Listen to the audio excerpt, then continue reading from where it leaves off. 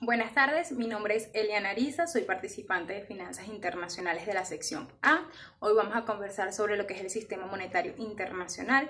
Vamos a definir primero lo que son las finanzas. Las finanzas es la rama de la economía que se encarga de estudiar los recursos financieros, es decir, cómo obtenemos el capital, cómo lo invertimos y cuáles son los riesgos que corremos, sobre todo en momentos de incertidumbre. Siendo así, cuando hablamos de finanzas internacionales nos referimos a una visión un poco más amplia.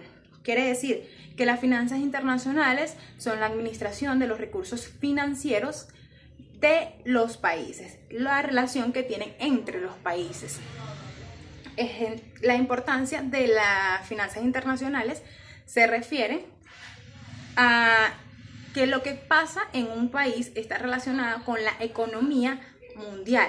Es decir, a nosotros conocer cuál es la situación actual de la economía mundial, podemos saber cuáles son las áreas en donde podemos invertir y cuáles son las áreas donde podemos correr riesgos.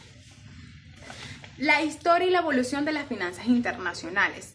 Las finanzas existen desde el primer momento de nuestra existencia, desde que nosotros hacemos intercambios.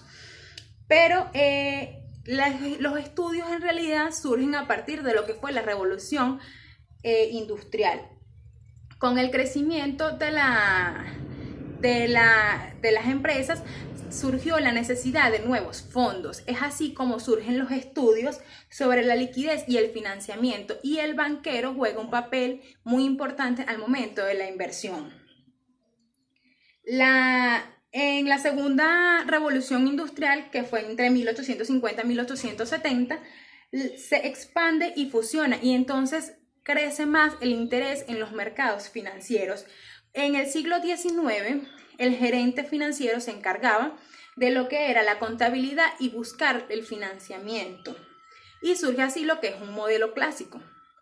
En 1929, con la crisis internacional por la caída de la bolsa de Nueva York, se enfrentan los grupos británicos y norteamericanos, y crecen así entonces los estudios sobre la solvencia y la disminución del endeudamiento. Luego, en 1936 nace la teoría de John Mycroft de la ocupación, el porcentaje y el dinero, donde la política fiscal y monetaria ayudarían a disminuir el impacto de la economía. En 1940 y 1950 se tiene una observación externa de la producción debido a que están afectadas por lo que era la Segunda Guerra Mundial. En 1950 y 1960 nacen lo que es el control, la planificación y la importancia de la tesorería. Es aquí donde nacen los primeros estados financieros que conocemos ahorita en la actualidad. Y además los estudios se centran en lo que es la rentabilidad, el crecimiento y la diversificación. En 1963 nace la teoría de Wingate, donde analiza la capacidad de inversión en un ambiente de riesgo.